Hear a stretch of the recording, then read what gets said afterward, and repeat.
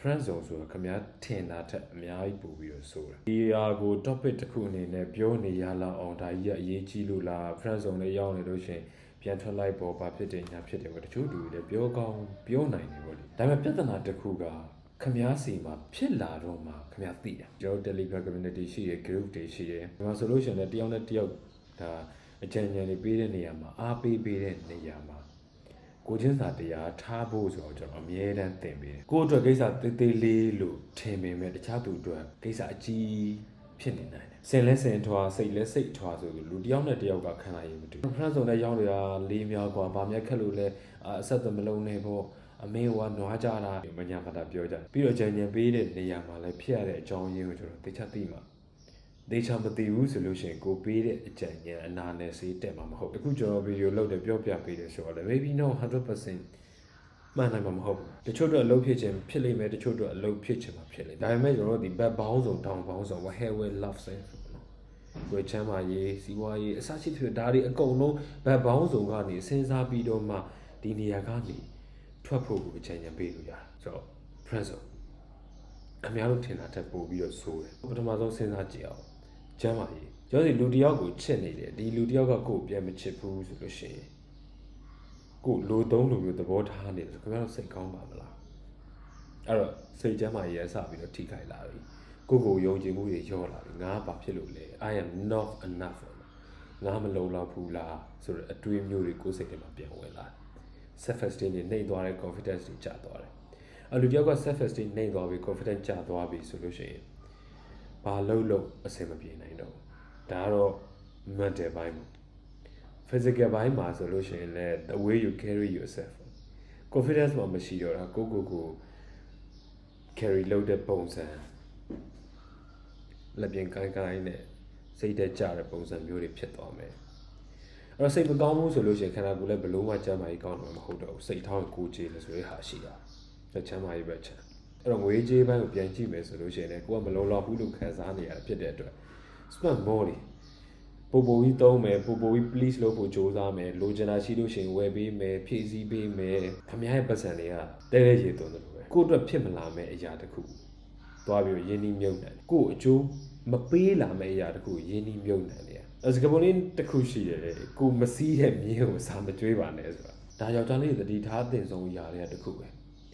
ကိုမိမမဟုတ်တဲ့သူကိုဇနီးမဟုတ်တဲ့မိန်းကလေးတစ်ယောက်အတွက်သူ့ရဲ့ lifestyle မြင့်မှုအတွက်ဘယ်တော့မှကိုပစ္စံမတော့ခုနကကျွန်တော်ပြောခဲ့တဲ့စကားပုံလို့ပေါ့ကိုမစည်းတဲ့မြင်းကိုစာမကြွေးနဲ့စကားပုံလေးနည်းနည်းတော့ရိုင်းသွားမလားမသိကိုမစည်းတဲ့မြင်းကိုစာမကြွေးချင်ပြီးတော့အခြေရေးကိစ္စပါတော့အခြေရေးပိုင်းမှာလည်းပဲခင်ဗျားတို့အများကြီးထိခိုက်သွားပြီမဖြစ်နိုင်တဲ့အရာတစ်ခုမှာကိုယ့်ရဲ့ time တွေ energy တွေ money တွေဒါတွေ invest လုပ်ရင်းနဲ့နေလာတယ်ကိုကလည်းယုံကြည်မှုကျလာတယ် chasing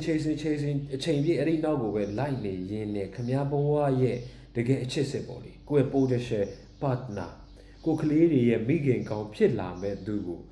ခမ ्या ဆုံးရှုံးလာနိုင်တယ်လက်စိဆိုကြပါစို့ခမ ्या ကမျိုးသမီးတယောက်ကိုတွားပြီးတော့ကြိုက်နေတယ်သူကခမ ्या friend zone နဲ့ထည့်ထားတယ်သူစိတ်ဝင်စားတဲ့အရာတွေကကလပ်သွားတာပါတီတက်တာဒီလိုမျိုးဟာတွေဒါတွေကိုခမ ्या ကခမ ्या ယုံကြည်ချက်ထဲမှာမရှိဘူးခမ ्या စိတ်ဝင်စားဘဲနဲ့လေခမ ्या လိုက်လုပ်ပေးနေတယ်သူတော့လိုက်တယ်တွားတယ်သူအဖော်ရအောင်တနေ့နေ့ငါ့ပေါ်မှာမြဲ differently ပေါ့လေကွဲပြားခြားနားဆိုတာမြင်လာမလားပေါ့တချင်းနေနဲ့ပြောရမယ်ဆိုလို့ရှိရင်တနေ့နေ့တော့ချစ်၍လာလိမ့်မည်ပေါ့နော်ဒီလိုမျိုးထင်နေရင်းနဲ့ခမ ्या သူ့နောက်ကိုရှောက်လိုက်ပြီးတော့ခမ ्या တကယ်တွားခြင်းတဲ့ adventure keys တွေဘာသာရေးပွဲတွေဒီလိုမျိုးဟာတွေခမ ्या မသွားနိုင်တော့တကယ်တည်းခမ ्या နဲ့ယုံကြည်မှုတူတယ်ခမ ्या ကလေးတွေရဲ့အမေဖြစ်လာမဲ့မျိုးသမီးအဲ့ဒီနေရာမျိုးတွေမှာရှိနေတယ်ဒါပေမဲ့ခမ ्या ဒီ manipulate လုပ်ခံထားရတဲ့စိတ်ကကောင်းမတွေးနိုင်ဘူးခမ ्या ရှောက်လိုက်နေတယ်ခုနကလိုမျိုးဘားတွေ club တွေအပျော်အပါးတွေငါပြုတ်ပြင်ပေးလို့ရမှာပါဒါလည်းဟာတာတစ်ခုပါပဲငါသူ့ပြုတ်ပြင်ပေးလို့ရအောင်ငါအချစ်နဲ့အရာရာကိုကောင်းတိုင်းဖြစ်စေမယ်ဆိုပြီးတော့ခမ ्या ရှောက်လိုက်နေရင်းနဲ့ကိုယ့်ရဲ့ potential partner potential love ပေါ့လေခမ ्या တကယ်ရတဲ့အချစ်စစ်အချစ်မှန်ဆုံးရှုံးသွားတယ်အဲ့တော့ hey well love ဆက်ပေါ့ကျမရေးချမ်းသာရေးအချစ်ရေးဘာဆိုဘာမှမကောင်းဘူးခမ ्या friend zone တွေရောက်နေပြီဆိုလို့ရှိရင်တော့ဒါအမြန်ပြန်ထွက်ဖို့လိုအောင်ပြန်ထွက်ဖို့ဆိုပြီးစဉ်းစားတဲ့နေရာမှာ လဲကျွန်တော်ဒီ why ဘာကြောင့်ဒါဖြစ်လာလဲဆိုတော့အရင်ဆုံးသိရမယ်ပြဿနာရဲ့ root cause ကိုသိမှပဲဒီပြဿနာကိုကျွန်တော်ဖြေရှင်းလို့ရနိုင်မှာအဲ့တချို့လည်းပြောရလိုက်မယ်ကျွန်တော်ကအခြေရေးကံမကောင်းတာပါ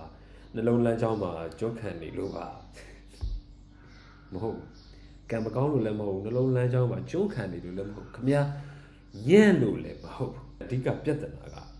ခမရကိုခမရ carry လောက်လာတဲ့ပုံစံခမရသူ့ကိုသွားပြတဲ့ပုံစံအဲ့လိုသွားပြတဲ့ပုံစံကြောင့်သူတို့စိတ်ထဲမှာ perception တစ်ခုအမြင်တစ်ခုဆွဲသွားတယ်အဲ့ဒီ perception ကပြောင်းလဲဖို့ခက်တယ်ကျွန်တော်ဒါရုပ်ရှင် industry တွေကိုကြည့်မယ်ဆိုလို့ရှိရင်ပို့ပြီးတော့သိနိုင်တယ်ရုပ်ရှင်မဲသားမဲသမီးတွေဇက်ဖို့ဇက်ရန်ရိုးတို့လူချမ်းရိုးတို့ဒါတွေကိုယူဖို့အထူးသဖြင့်ဒီနိုင်ငံမှာအဲ့လိုမျိုးယူဖို့ဆိုရင်သူတို့တိမ်မလောက်ကြောက်ကြတယ်ဘာလို့လဲဆိုလူတွေရဲ့ perception တစ်ခုရှိတယ်အဲ့တော့ကိုနိုင်လူတို့ဒါမင်းရဲ့ဆက်တို့ဆိုလို့ရှိရင်သူတို့လူရုပ်မာလို့ပဲမြင်တော့တာသူတို့ type ကဘီလင်ဇက်ရုပ်မှာပို့ပြီးတော့ like တာမှန်တယ်ဒါပေမဲ့သူတို့တရုပ်ဆောင်ကောင်းတယ်တခြားဇက်ရုပ်တွေမှာလည်းတကယ်လုံနိုင်တဲ့အရေးချင်းတွေရှိတယ်ဝမ်းနဲ့စရာကောင်းတာလူရဲ့ perception ပြောင်းလဲလို့မရတော့ဒီသဘောပဲခင်ဗျာကို carry လောက်လာတယ်သူတို့သွားပြတဲ့ပုံစံဒီပုံစံကြောင့်မလို့သူတို့စိတ်ထဲမှာ perception တစ်ခုဖြစ်သွားတယ်အဲ့ဒီ perception ကခင်ဗျာကိုတငယ်ချင်းပေါ့safe ocean ပေါ့ပလိုင်းနေဖာငါဘယ်ချိန်ထုတ်ရတယ်ဆိုတဲ့အနေအထားမျိုးနဲ့မြင်သွားပြီဆိုလို့ရှိရင်ဒါကိုပြောင်းလဲဖို့ကတော်တော်လေးခက်တယ်ကျွန်တော်ပြောလုံးဝမဖြစ်နိုင်ဘူးဆိုတာမျိုးတော့မဟုတ်ဘူးပြောင်းလဲဖို့ခက်တယ်အဲ့တော့ဒီ perception ကဘာကြောင့်ဖြစ်တာလဲစဉ်းစားတဲ့အခါမှာနံပါတ်1ချက်ပေါ့ခင်ဗျာဒီဘာအစိတ်မှမရှိချောင်းသွားပြီးတော့ပြတာလို့ I can wait ငါစောင့်နိုင်ပါတယ်ပြီးတော့ပြောသေးတယ်ဘယ်ချိန်မှဖြစ်မင်းလို့ငါ့ကိုခေါ်ဖို့မမေ့ပါနဲ့ဒါလေးကျွန်တော်ဖြတ်ပြီးတော့ပြောမယ်တချင်းနားမထောင်တာအကောင်းဆုံးပဲတချင်းတွေကခင်ဗျားတို့အတွေးတွေကိုရောက်လာတယ်ခင်ဗျားတို့စိတ်ကဒီထဲမှာပျော်ဝင်သွားတယ်အဲ့တော့ I'm not saying that like manifestation ဒီ vibration ဒီ frequency တွေဒါတွေကျွန်တော်မပြောသေးဘူးထားလိုက်တော့ခင်ဗျားတနေ့ခင်ဗျားကိုခင်ဗျားအစာကျွေးနေတဲ့အရာတွေကခုနကလိုတချင်းမျိုးတွေဖြစ်မယ်မင်းလိုငါ့ကိုခေါ်ဖို့မမေ့ပါနဲ့ဘာညာပြီးကွာဒီလိုမျိုးအရှုံးသမားတချင်းတွေပေါ့ဒါတွေဖြစ်နေပြီဆိုလို့ရှိရင်ခင်ဗျားတို့အနေအများဆိုထားလိုက်ပါတော့ဒါကြားပြတယ်ကျွန်တော်ပြောပြတယ်ဆိုတော့ခင်ဗျားတော့ပြတဲ့ energy က I can wait ငါစောင့်နိုင်ပါတယ်ဘယ်လောက်ပဲဖြစ်ဖြစ်3နှစ်3ဖို့10နှစ်10ဖို့ငါစောင့်နိုင်တယ်ပြီးတော့မင်းလိုအပ်တဲ့အချိန်တွေတိုင်းငါ့ကိုခေါ်ဖို့မေးပါနဲ့ငါအမြဲတမ်း available ဖြစ်တယ်ပေါ့ maybe တကွေးကွေးမှာပေါ့လေခင်ဗျားပြောကောင်းပြောခဲ့နိုင်တယ်ငါမှမင်းကလွှဲရင်ဘယ်သူမှမရှိဘူးခြားသူတွေမှာဆိုလို့ရှိရင်ရွေးချယ်စရာတွေအများကြီးရှိတယ်ဒါပေမဲ့ငါကတော့မင်းမှမင်းပဲပေါ့ဒီလိုမျိုးတွေခင်ဗျားပြောခဲ့နိုင်တယ်ဒါမှမဟုတ်လို့ရှိရင်လည်းငါကူညီချင်လို့ပါနေဘွားလေးအဆဆရရအဆင်ပြေဖို့အတွက်ငါဒီမှာအမြဲရှိနေပေးပါမယ်အောင်ငါတို့ရဲ့ဒီတငယ်ချင်းဆက်ဆံရေးပေါ့နော်ဒီ fresh ကြီးကိုငါပြည့်စည်မခံနိုင်ဘူးငါနေနားမှာရှိရရင်တော်ပြီနေလိုအပ်တာတွေငါဖြည့်ဆည်းပြီး like shut up ထားလိုက်ပါတော့ဒီလို energy တွေခင်ဗျားသွားပြီးတော့သူတို့ပြနေမိတယ်ဆိုလို့ရှိရင်ခင်ဗျားကိုဆုံးရှုံးရနိုင်တယ်ဆိုတော့အတိလည်းပဲဒီအမျိုးသမီးပဲဖြစ်ဖြစ်အမျိုးသားပဲဖြစ်ပေါ့သူတို့ရဲ့စိတ်ထဲမှာမဝင်တော့အဲ့လိုမဝင်လာတဲ့အခါမှာ polarity ပေါ့ချင်းချင်းဆွဲငင်မှုမရှိတဲ့အခါမှာခင်ဗျားဒီအလိုလို friend zone နဲ့ brother zone တွေကိုရောက်သွားတာပြီးတော့နံပါတ်2အချက်ခင်ဗျားကို intention ကိုလည်းကိုဖုံးကွယ်ထားလို့ဒီ friend zone ဆိုတော့ဖြစ်လာ intention ဆိုတော့ကိုဖြစ်ချင်တဲ့အရာကိုရည်ရွယ်ချက်ပေါ့လေ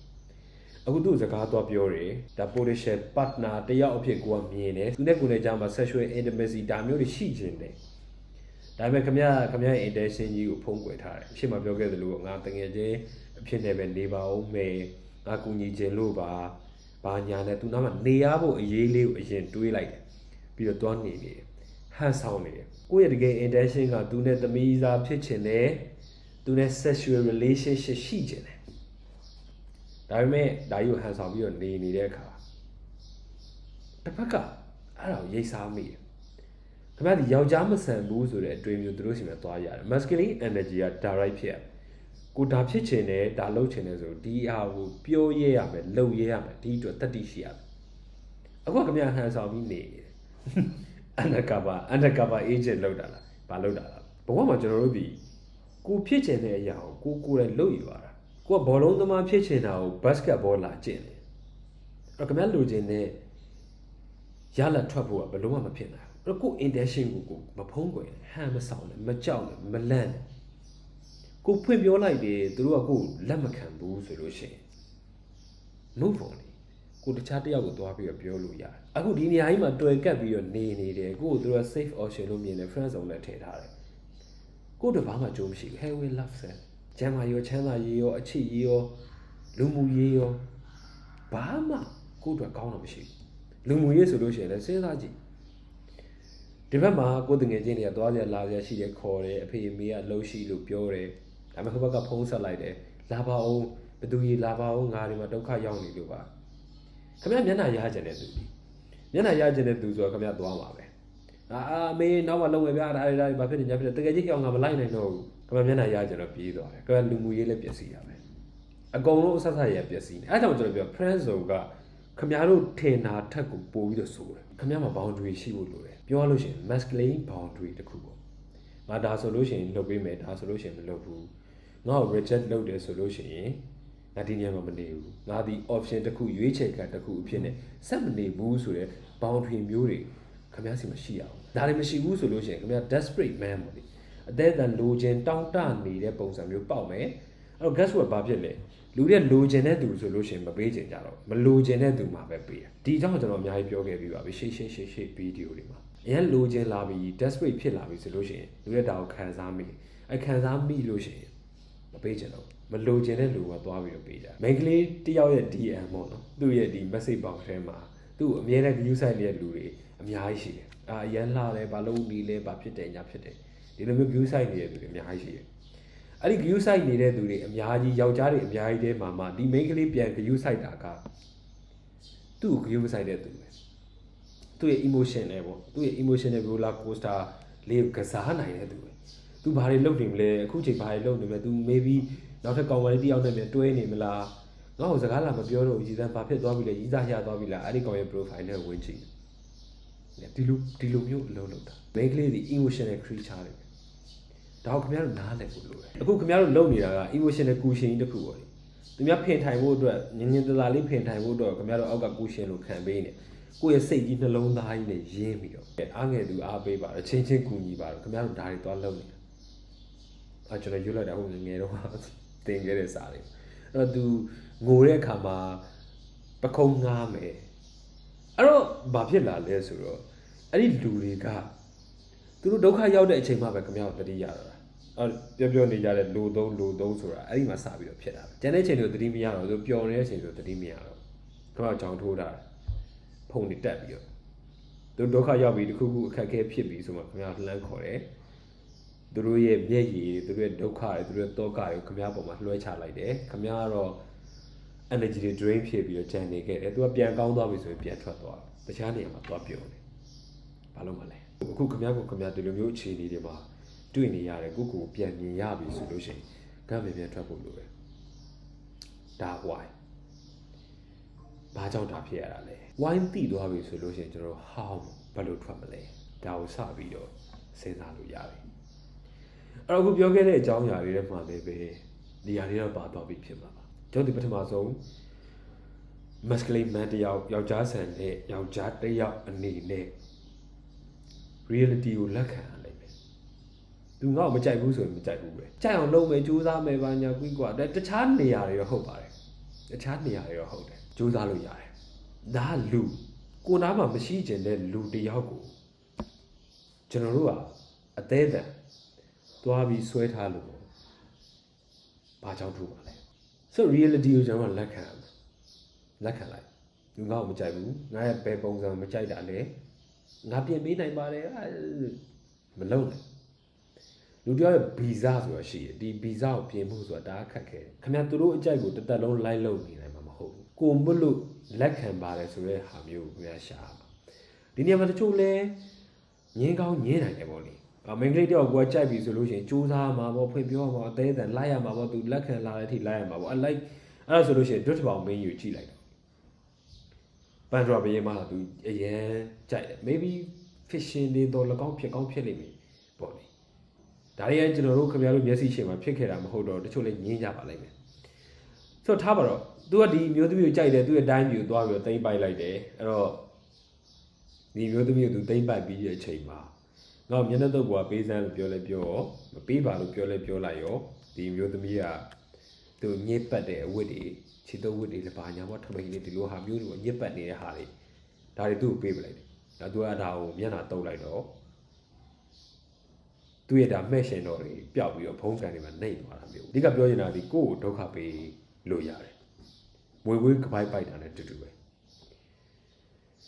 ယောက်ျားတစ်ယောက်ရဲ့ဘဝကအမြဲတမ်းအင်ဒင်းကြပါလိမ့်အနေရည်ထဲမှာနေရတာဆိုကြပါစို့ခမရအိမ်မှာခမရနေတယ်ခမရအိမ်တော်ကြာပြီးတော့သူတယောက်ဖြစ်မယ်ခမရမိမနဲ့ခမရအညာဘက်တူအိမ်နေကြတဲ့အချိန်အားလုံးအိမ်မောကြနေပြီကလေးတွေကလည်းအိမ်မောကြနေပြီဒီလိုချိန်မျိုးမှာအိမ်သားမှာခြေတံကြတယ်အဲ့ဒီခြေတံကတခိုးတယောက်ရဲ့ခြေတံတော့၎င်းဖြစ်မယ်ဓမြတယောက်ရဲ့ခြေတံတော့၎င်းဖြစ်လိမ့်မယ်ထွက်ကြည့်ရမယ်လို့ကမတူဘူးလေခမရပဲခမရထွက်ကြည့်ရအောင်အဲ့တော့ဟိုကဒုက္ခပေးလိုက်မယ်ဓာတ်နဲ့ခုတ်သွားမယ်ဓာတ်နဲ့ထိုးသွားမယ်တနက်နဲ့ပြစ်သွားမယ်ဒီချိန်ကြလို့ရှိရင်ဒုက္ခရောက်မှာခမရပဲအဲ့ခမရတကောက်ကိုရိုက်ချိုးရမယ်ဒုက္ခိတာကြီးဖြစ်သွားမှာလည်းခမရပဲ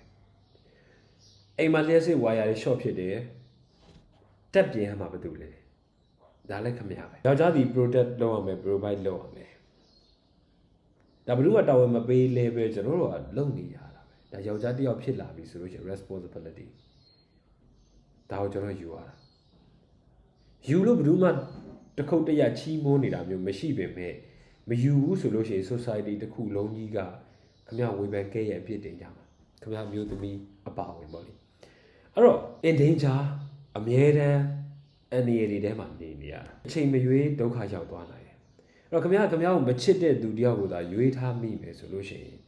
ဒီမျိုးသမီးခမရပြတ်သွားမှာကျွန်တော် engineer ဘဝနဲ့ site ထဲမှာလှုပ်နေတော့လူတယောက်တွေ့ခဲ့ဘူးလေ maybe တခြား video တစ်ခုမှကျွန်တော်ပြောခဲ့ပါလိမ့်မယ်ဒီလူကလေးဖြတ်သွားတယ်အဲ့တော့ရှိတဲ့ကလေး2ယောက်နဲ့သူ့ကိုပြစ်ပြီးတော့သူမိမထွက်ပြေးသွားတယ်ဒီလူကနောက်တော့သူ့အဖေမေအိမ်ကိုပြန်လာပြီးတော့နေရတယ်အမိမတိုင်းအဲ့လိုလားဆိုလို့ရှိရင်လည်းမဟုတ်ဘူးလေဖြတ်နေတဲ့ယောက်ျားကြီးကို20လောက်လှုပ်ကျွေးလာတဲ့အမျိုးသမီးအာကာတတိခဲလည်းကျွန်တော်တွေ့ဘူးတယ်ဒီနေ့မှာပြောချင်တာဒီယောက်ျားတစ်ယောက်ဒီကိုယ့်ကိုရွေးတဲ့သူပဲရွေးရမယ်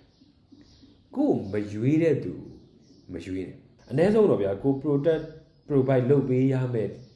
မျိုးသမီးတယောက်ကကိုယ့်ကိုနှစ်ခါရင်ထဲကချစ်နေဖို့လိုတယ်ကိုအသေးတိုင်စူးစမ်းပြီးတော့မရရအောင်လိုက်ယူထားခဲ့လို့ကိုနားမှာမတက်တာလို့နေရတဲ့သူမျိုးတော့ကျွန်တော်တော့မဖြစ်စေချင် accept the reality လက်ခံလိုက်ကိုမကြိုက်ဘူးဆိုရင်မကြိုက်ဘူးပဲအဲ့လိုလက်ခံလိုက်ပြီးရင်ကိုယ့်ရဲ့ energy ပေါ့လေကိုယ့်ကို carry လုပ်တဲ့ပုံစံကိုပြောင်းလဲရအောင်ယောက်ျားဆိုတာအပြောနဲ့မဟုတ်ဘူးအလုံးနဲ့တတ်သိပြငါရဲ့ energy ကိုငါပြောင်းလဲမယ်ကွာဘာဖြစ်တယ်ညာဖြစ်တယ်ရှောက်ပြောနေလို့ဘာမှမထူးအလုံးနဲ့ပဲတတ်သိပြအဲ့ဒီနေ့မှာဝင်လာတာကရည်ရွယ်ချက်ပေါ့လေယောက်ျားတစ်ယောက်ရဲ့ဘဝမှာရည်ရွယ်ချက်တည်နံပါတ်1ဖြစ်ရမယ်ခင်ဗျားတော်တော်များများထင်ကြလိုက်မယ်မိန်းကလေးတွေကနံပါတ်1ဖြစ်ချင်တယ်ပေါ့ယောက်ျားတစ်ယောက်ရဲ့ဘဝမှာနံပါတ်1ဖြစ်ရင်သူတို့ပျော်လိမ့်မယ်လို့ခင်ဗျားတွေးကြလိုက်မယ်တကယ်တော့မဟုတ်ဘူး Let me tell you a story bro ယောက်ျားတစ်ယောက်ရှိရယ်တိုင်းပြည်ရဲ့စစ်ပွဲဖြစ်နေပြီအဲ့တော့ရွယ်ရောက်ပြီးသားယောက်ျားတွေအကုန်လုံးဒါစစ်ထဲဝင်ရမယ်လိုက်ညံတဲ့သူတွေလိုက်ကြပါအဲ့တော့ခေါ်ပြီးအဲ့တော့ရွယ်ရောက်ပြီးသားလူတွေအကုန်လုံးစစ်ထဲသွားကြယောက်ျားတွေအကုန်လုံးတခြားလူတွေသွားကြပြီးရှိုသွားကြပြီးအဲ့တော့ကောင်လေးတစ်ယောက်သူကစစ်ပွဲသွားကန်ပြီးပေါ့သတင်းသွားဖို့ကန်ဒီမှာသူကြီးစားနဲ့သူစကားပြောတယ်ငါ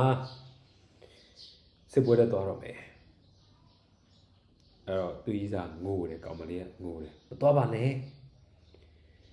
ငါနေကိုဆုံးရှုံးမခံနိုင်ဘူးနေမသွားပါနဲ့စစ်ပွဲမသွားတခြားလူတွေသွားနေတာပဲရပါပြီစစ်သားတွေအများကြီးဖြစ်နေပြီပေါ့ရပြီအမျိုးသမီးကဒီလိုမျိုးပြောတယ်အဲ့ဒီကောင်လေးကလက်ခံလိုက်တယ်ပေါ့နော်ဒါ scenario 1ဖြစ်စဉ်1ပေါ့လက်ခံလိုက်တယ်လက်ခံပြီးတော့သူကမသွားတော့အေးဟုတ်တယ်အဲ့ဆိုငါနင်းနေပဲနေတော့မယ်ပေါ့ဒါ scenario 1 scenario 2ကကြတော့ကောင်မလေးငိုပြီးတော့တားတယ်ဒါပေမဲ့ကောင်လေးလက်မခံငါနေကိုချစ်တယ်ဒါပေမဲ့ဒါကတိုင်းပြည်ရဲ့တာဝန်ဖြစ်တယ်ငါထမ်းဆောင်ရမယ်ငါရှေ့တန်းကိုသွားမှာဖြစ်မယ်စိတ်ချငါနေကိုအရင်ချစ်တာဖြစ်တဲ့အတွက်ငါကောင်းကောင်းမွန်မွန်ပြန်လာခဲ့မယ်နေ့စီကငါပြန်ရောက်အောင်လာခဲ့မယ်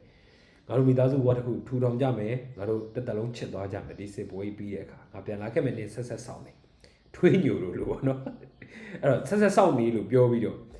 သူကထွက်သွားတယ်အဲ့ကောင်မလေးကသူ့ရဲ့ကြောပြိုကိုကြည့်ပြီးတော့မျက်ရည်တွေကျဘယ်လိုမှတားလို့မရတော့ဘူးနော်ဒီလူကဆုံးဖြတ်ထားပြီးသားသူ့ရဲ့ဆုံးဖြတ်ချက်အတွက်ကိုသူတိုက်ပွဲဝင်မယ်ဒါတိုင်းပြည်လိုအပ်နေတဲ့အချိန်မှာသူဒီလုပ်ကိုရအောင်လုပ်မယ်လူ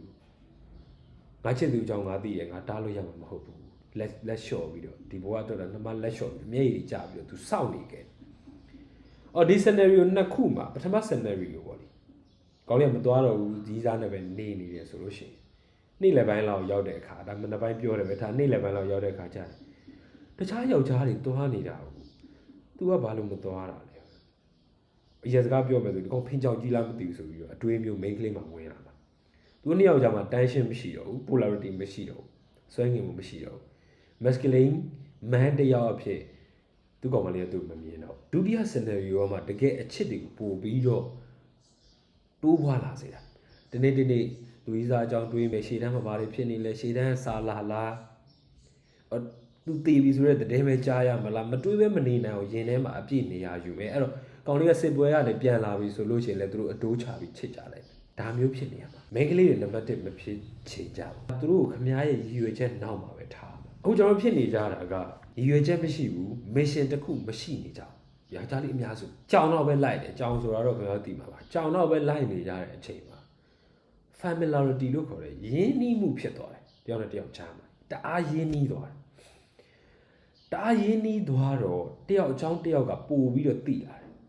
တယောက်အကြောင်းတယောက်ပို့သိတာမကောင်းဘူးလားဘာညာဖြတ်ပြောချလိမ့်မယ်တွေးနေကြလိမ့်မယ်မှန်တယ်ဒါပေမဲ့တယောက်အကြောင်းတယောက်များများသိလေ flawless လို့ခေါ်တယ်လက်စီကတိုးပွားလာလေမယ်ဒီကောင်ကဒီလိုဖြစ်တယ်ဒီကောင်ကဒီလိုဖြစ်တယ်ဒီလိုဖြစ်တယ်ဆိုတော့လက်စီကတိုးပွားလာကိုယ့်ရဲ့ဆိုးတဲ့ဘက်ချောင်းသူအကုန်မြင်သွားပြီးတော့ mystery ရမဖြစ်တော့သူတို့စိတ်ထဲမှာကိုယ့်ကိုတွေးဖို့အချိန်လည်းမရှိတော့ဘူးစဉ်းစားဖို့အချိန်လည်းမရှိတော့သူဘာတွေလုပ်နေမလဲသူဒီချိန်ဆိုဘယ်သူနဲ့တွေ့နေမလဲဒါတွေ main ကလေးဘက်မှာတွေးစရာမရှိတော့ကိုကအချိန်ပြည့် available ဖြစ်တယ်သူတို့မှသွားပြီးတော့ကတ်တယ်အဲ့တော့ mystery မရှိဘူး familiarity တွေများလာတယ်အဲ့တော့ flawless ကတက်လာတယ်တဖြည်းဖြည်းနဲ့ကိုနားမှာသူတို့မနေချင်တော့ကိုစိတ်ဝင်စားမှုမရှိတော့မင်းသားမင်းသမီးတွေရဲ့အိမ်သားမှာနေရလို့ဆိုလို့ရှိရင်ဒါပို့ပြီးတော့ခံစားတက်လိုက်ဒါမင်းသားတယောက်လမ်းပေါ်ထွက်တယ်သူတို့မတွေ့ဘူးတဲ့သူမရင်းနှီးတဲ့သူဟာမင်းသားရေးဆိုပြီးတော့ like သူတို့ကလက်မတီပါရေးထုတ်ပါညာပေါ့ဗျဒါပေမဲ့မင်းသားမင်းသမီးအိမ်သားမှာနေရလို့ဆိုလို့ရှိရင်ဒီကောင်နှစ်ရိုင်းမြင်နေရသူကဘာမှမထူးဆန်းဘူး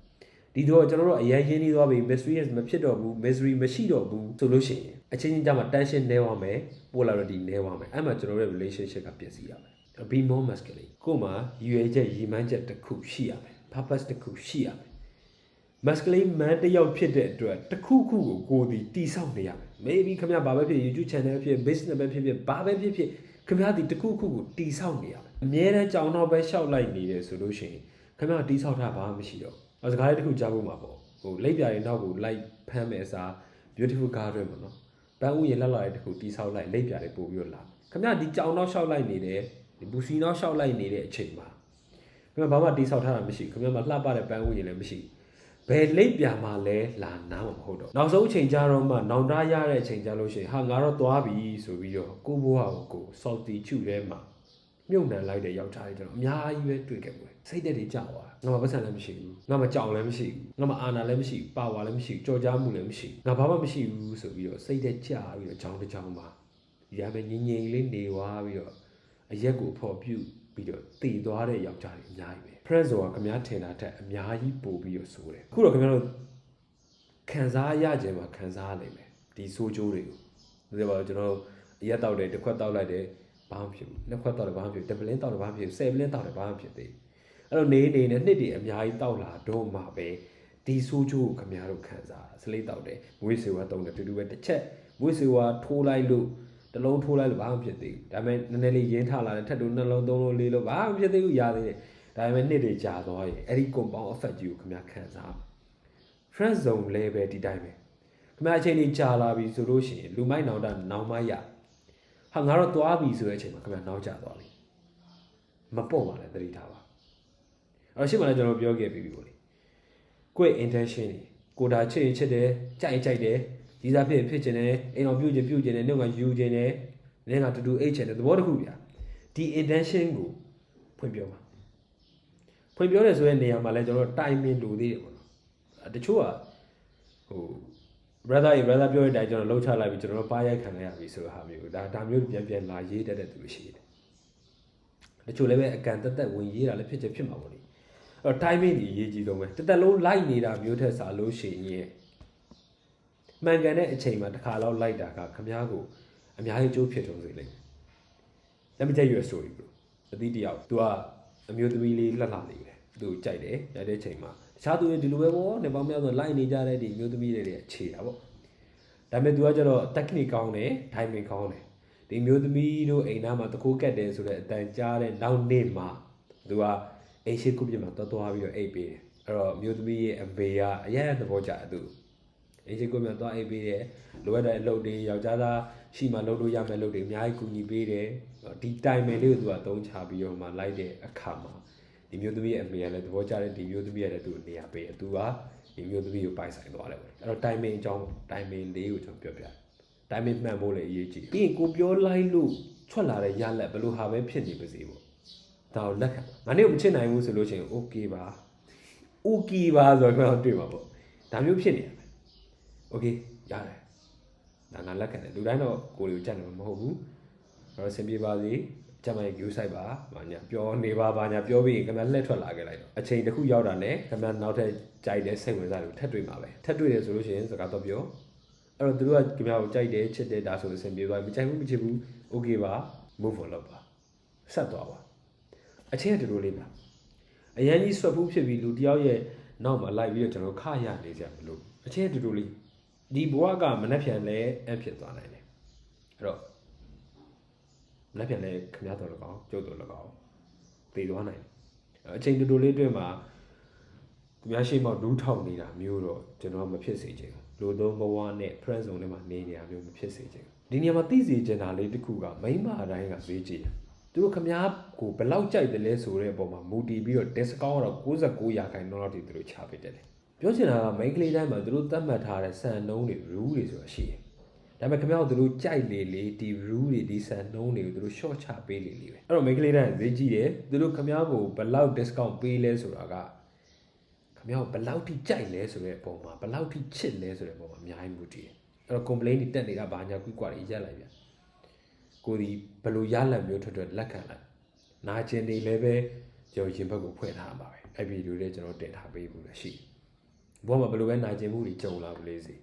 ကိုဒီရင်ဘက်ကြီးကိုဖွဲ့ပြီးရင်ဆိုင်နိုင်ရမယ်အဲ့တချို့ပေါ့နော်ဒါကိုမကြိုက်တဲ့သူမှအသေးတန်လိုချင်ပါတယ်ဆိုတဲ့သူတွေလည်းရှိတယ်ဒီအတွက်ကတော့ကျွန်တော်တို့ကသူတို့နောက်ကိုအသေးတန်လိုက်တာမျိုးထက်စားလို့ရှိရင် attraction တစ်ခုပြန်ပြီးတော့ဖန်တီးတာမျိုးပေါ့သူကတော့ကိုယ်ခြေနေတယ်ပေါ့ play hard to get မူနေတယ်ပေါ့နော်ဒါမျိုးလုပ်နေတဲ့အချိန်မျိုးတွေမှာကိုက attraction တစ်ခုပြန်ပြီးတော့ဖန်တီးပညာသားပါလေးဖန်တီးတာမျိုးပေါ့လေဒီလိုဖန်တီးဖို့အတွက်ဆိုလို့ရှိရင်ကကိုကသူတို့ပေါ်မှာ less interested ပေါ့စိတ်ဝင်စားမှုနည်းနည်းပဲပြအရင်ကြီးစိတ်ဝင်စားမှုပြနေတယ်တဲတိုင်လိုက်နေရဆိုလို့ရှိရင်တစ်ဖက်ကဟင်းဆိုပြီးတော့ဖြစ်သွားတတ်တယ်ရန်လည်းဈေးပေါ်သွားတတ်တယ်အဲ့တော့စိတ်ဝင်စားမှုတိတ်မပြနဲ့တိတ်မပြနဲ့ဆိုလို့လေကျွန်တော်ကဟန်ဆောင်ခိုင်းတာလည်းမဟုတ်ဘူးဗျတချို့ကကျတော့ဟို message ဝင်လာတာတွေ့တယ်ဒီ message ကိုငါတနာရီမှ reply ပြန်မယ်တနာရီနေမှ reply ပြန်မယ်ချက်ချင်း reply ပြန်ရင်ငါပေါ်သွားမလားတော့ဘာတော့ပေါ့နော်ဒီလိုမျိုးကြီးနဲ့ game လိုမျိုးကစားတဲ့ဟာမျိုးတွေလောက်ကြတယ်ကျွန်တော်ပြောချင်တာအဲ့လိုမျိုး game ကစားခိုင်းတာမဟုတ်ခမားတို့မှာတကယ် actual ပေါ့နော်တကယ် purpose တစ်ခုတကယ် mission တစ်ခုရှိရတကယ် purpose တစ်ခု mission တစ်ခုရှိလာပြီဆိုလို့ရှိရင်အမှတကူးတကဓာကြီးကိုလုပ်နေစရာမလိုတော့အခုဆိုတော့ခမရဗီဒီယိုရိုက်နေတယ်ဒါကျွန်တော်တို့မျိုး YouTube channel တခုလုပ်တဲ့ဗီဒီယိုရိုက်နေခမရ girlfriend ကဖုန်းခေါ်လာတယ်နောက်ဖုန်းကမြည်နေဂွီခမရ silent လုပ်တာမြည်နေခမရဒီမှာဓာကြီးကိုချပြီးတော့ပြေးပြီးသွားကြိုက်မလားဘာလို့ဒီမှာလုပ်နေတဲ့အလုပ်ကိုပဲဆက်လုပ်ပြီးတော့ပြီးမှပဲစကားတော့ပြောမလားနေပြီး15မိနစ်နိုင်ဝက်တနာရီဒါကြာကောင်းကြာသွားနိုင်တယ်ခမရဘာယူမလဲခမရဒီအလုပ်ကိုပြီးအောင်လုပ်ပြီးမှပဲတော့ပြောမှာအဲ့တော့ girlfriend ချီရဆိုလို့ရှိရင်လည်းအခြေအသေးကိုခုနကတော့ဒီလိုမျိုးပဲဟိုဗီဒီယိုရိုက်နေလိုက်လို့ဒါမှမဟုတ်လို့ရင်လုံးတစ်ခုခုလုပ်နေလိုက်လို့ပေါ့ဗျာခင်ဗျားလုပ်ပါပဲဖြစ်ဖြစ်ပေါ့ဒီလုံးလုပ်နေလို့ကိုမကင်လိုက်တာပေါ့အဲ့တော့ main ကလေးကဘာဖြစ်လဲခင်ဗျားကိုလေးစားပါမလို့ဟောစိတ်ကောက်တဲ့သူလည်းရှိချင်းရှိမှာပေါ့ဒါပေမဲ့လည်းပဲခဏတာစိတ်ကောက်တာခင်ဗျားချော့တယ်ကိုစူးစမ်းတာတို့နှစ်ယောက်အတွက်ပဲလေဘာညာကွိကွာဆိုပြီးသွားတာပဲခင်ဗျားပုံမှာ respect ကတိုးပြီးရင်တိုးလာတာအဲ့တော့ကျွန်တော်ပြောချင်တာဒီ game ကစားဖို့မဟုတ်ဘူး less interested ဆိုတာကကို့မှာတကယ် actual mission နဲ့ purpose တခုရှိနေတယ်ကျွန်တော် game တွေကိုအားမပေးဘူးဒါပေမဲ့လည်းပဲတချို့အရာလေးတွေကလုပ်ဖို့လိုတယ် attraction တခုပြန်ပြီးဖန်တီးဖို့အတွက်ကခင်ဗျားမှာ option တွေရှိနေတယ်ဆိုတော့ तू သိအောင်ပြဖို့လိုတယ်အဲ့တော့ဘာလုပ်ရမှာလဲခင်ဗျားမှာ तू တယောက်ပဲရှိရ तू ကလွဲရွေးချယ်စရာမရှိတော့ဘူးလို့ तू ထင်လာတဲ့နေ့ तू မြင်လာတဲ့နေ့သူ့ရဲ့ perception မှာဆွဲလာတဲ့ဒီနေ့မှာခင်ဗျားကိုစပြီး तू မလင်းမစားလုပ်ပါပဲအဲ့တော့ကျွန်တော်ဒါကိုဖြစ်ခံလို့မရဘူး တော့ခင်ဗျားတငယ်ချင်းတွေထဲမှာ main ကလေးတငယ်ချင်းတွေထဲမှာချောချောလှလှလေးရှိတယ်ဆိုလို့ရှိရင်သူတို့နဲ့စကားပြောသူတို့နဲ့တက်ဖို့တွဲရိုက်သူတို့နဲ့ပျော်ပွဲစားတွေပါတယ်သူတို့ခရီးထွက်တာတွေပါတယ်ရှိရင်လိုက်နည်းနည်းလေးစိတ်ပူပါစေခင်ဗျားမှာ option တွေရှိကြောင်းသူသိပါစေတငယ်ချင်းတွေနဲ့သွားတာဘာသူကထင်လွဲစရာရှိလို့လားဘာညာမထင်နဲ့စိတ်ပူတတ်တယ် main ကလေးပြီးတော့ jealousy ပေါ့နော်မနာလိုစိတ်လည်းရှိတယ်။ဘာပဲပြောပေါ့လေ။သူ့စိတ်ထဲမှာခမားကိုတွေးနေတဲ့အချိန်ပိုများလေလေခမားအတွက်ပို့ပြီးတော့အခွင့်အလမ်းများလေလေ။အဲ့တော့ခမား option တွေရှိကြောင်းပြပါသူ့အနေနဲ့ပေါ့နော်ပြိုင်ဆိုင်ရမယ်ဆိုရဲစိတ်ကလေး competitor တွေရှိတယ်ဆိုရဲစိတ်ကလေးဝင်အောင်ကိုယ့်ဘက်ကနေနေပြတတ်ဖို့လည်းလိုသေးတယ်။ပြီးရင်လက်ဆောင်တွေလက်ခံပါ။လက်ဆောင်လက်ခံပါဆိုတော့တွေ့ကြရလို့စီလက်ခံခိုင်းတာမဟုတ်ဘူး။ခုနကခမည်းချစ်နေတဲ့သူဘက်ကခမည်းလှုပ်ပေးတာမျိုးတွေရှိရဆိုလို့ရှိရင်ဒါကိုလက်ခံပါကြည်ကြည်နက်နက်ကြီးလက်ခံပါဒါတိုင်းတော်တော်များများကိုယ့်ဘက်ကပဲပေးဆက်မယ်ငါတို့က protector ငါတို့က provider ဆိုတဲ့စိတ်မျိုးရှိတတ်ကြတယ် main ကလေးဘက်ကလှုပ်ပေးမယ်ဆိုလို့ရှိရင်ကိုယ်တာလိုချင်လားမောင်ရင်တာလိုချင်လားပေါ့နော်သမီးသားမဖြစ်ခင်ကာလမှာလည်းပဲနေတာလိုချင်လေးဒါလေးလိုချင်လားငါဝယ်ပေးမယ်ဆိုလို့ရှိရင်လက်မခံချင်ကြဘူးအဲ့လိုမလုပ်နဲ့ let them invest in youသူတို့ကိုလည်းပဲကိုယ့်ရှိမှာ invest လုပ်ပါစေလူတိုင်းနှီးပါးမှာရှိတဲ့စိတ်လေးတစ်ခုကိုစိုက်ပျိုးထားတဲ့အရာကို invest လုပ်ထားတဲ့အရာလေးကြီးထွားလာတာမြင်တယ်အဆင်ပြေနေရလေးမြင်တယ်ဆိုလို့ရှိရင်ပျော်ရွှင်တာခုနကကောင်လေးလည်းခမရကိုဒါလက်ဆောင်ပေးမယ်ခမရမြင်လိုက်ပြီဆိုလို့ရှိရင်သွားပြီဟုတ်ပါမြင်လိုက်ပြီဆိုလို့ရှိရင်သွားပြီဘာမှသူ invest လုပ်ထားတာမရှိအဲ့တော့သူ invest လုပ်ထားတဲ့ဟာရှိရခမရလက်ဆောင်တွေပေးတယ်ကားတွေဝယ်ပေးတယ်အိမ်တွေဝယ်ပေးတယ်နားတွေဝယ်ပေးတယ်ဒါမှမဟုတ်ဗျာတခုခုပေါ့ခမရစီမှာ invest လုပ်လေ invest လုပ်ထားတာများလေသူတို့ဘက်ကဒါကိုဆုံးရှုံးရမှာကြောက်နေနေပဲငါတို့အချိန်ကြီးအများကြီးကြာခဲ့ပြီးငါဒီထိအောင်ကူညီပေးခဲ့ဒါပဲပေါ့အဲ့တော့မြန်မာစကားမှာရှိရပုံမှန်ဖို့ကရုရအောင်ပို့ဒေးလန့်သွားခိုင်းတာတော့မဟုတ်ဘူးပေါ့နော်အဲ့တော့သူကဒီမှာ invest လုပ်တာများနေပြီဖြစ်တဲ့အတွက်သူဒါကိုမဆုံးရှုံးကျင်တော့ဘူးပြီးတော့ခရီးအဆုံးထိရောက်အောင်သူဆက်ပြီးတော့ပို့ကျင်တယ်ခမားနဲ့အတူတူခရီးအဆုံးထိသွားကျင်တဲ့စိတ်လေးဖြစ်လာလိုက်ပဲအဲ့လက်ဆောင်တွေယူပါသူတို့ဘက်ကလှုပ်ပေးကျင်တာမျိုးရှိတယ်ဆိုလို့ရှိရင်ကြည်ကြည်နဲ့လက်ခံပါအဲ့လိုလက်ခံပြီးတိုင်းလဲခမည်းဒါကိုကြိုက်ကြောင်းသဘောကျကြောင်းပြောပေးဆိုတော့ခမည်းကိုနိုင်လေးတစ်လုံးလက်ဆောင်ပေးတယ်ဟိုနေ့ကချစ်ပေးတဲ့အသေးပေးတဲ့နိုင်လေးကိုအရင်သဘောကျတာပဲအဲ့တော့သူတို့ကဒါကိုခမည်းကြိုက်ကြောင်းသိသွားမယ်အဲ့တော့ဒီဥစ္စာလေးတွေကိုလည်းထပ်ပြီးတော့လုပ်ပေးချင်တာပဲဘာလို့လုပ်ပေးချင်တာလဲခမည်းသူတို့ reward တစ်ခုပေးလိုက်လို့ငါရမ်းချိုက်တဲ့နေဝယ်ပေးတာအရန်မိုက်တယ်ငါလည်းအရန်လိုက်တယ်သူများတွေကငါ့ကိုချီးကျူးနေတာဒီနိုင်လေးဘယ်ကဝယ်တာလဲဆိုပြီးမေးနေကြတယ်အမေရန်တော်တာပဲကွာအချက်ကရန်တော်တာပဲဒါလေးဘယ်ကဝယ်တာတော့ဒီလိုမျိုးချီးကျူးစကားလေးပြောပေးတယ်ဆိုရင်သူတို့ပို့ပြီးတော့လှုပ်ပေးခြင်းတယ်ပို့လှုပ်ပေးလေခင်ဗျားတို့ဆုံးရှုံးမှာပို့ပြီးကြောက်လေဖြစ်တယ်ဒီလိုနည်းနဲ့ကျွန်တော် attraction တွေကိုဖန်တီးထားလို့ရတယ်အချင်းချင်းကြားမှာဘုံတစ်ခုမြဲအောင်ကျွန်တော်လုပ်လို့ရတယ်တော့ဆိုလို့ရှိရင်အားလုံးဒီပါပြည့်စုံသွားပြီကျွန်တော်ပြောဖို့ကြံခဲ့တဲ့အရာလေးပဲဖြစ်ဖြစ်ခင်ဗျားတို့အတွေ့အကြုံနဲ့သိရှိခဲ့ရတဲ့အရာတွေပဲဖြစ်ဖြစ်ရှိမယ်ဆိုလို့ရှိရင်တော့ကျန်တဲ့သူတွေလည်းသင်ယူလို့ရအောင် comment မှာဝင်ရေးပေးခဲ့လို့ရပါတယ်ဒီဗီဒီယိုလေးကိုကြည့်ရင်ခင်ဗျားတို့သုံးတရားအကျိုးဖြစ်ထွန်းခဲ့တယ်ဆိုလို့ရှိရင်တကယ်ကြားဖို့လိုအပ်နေတဲ့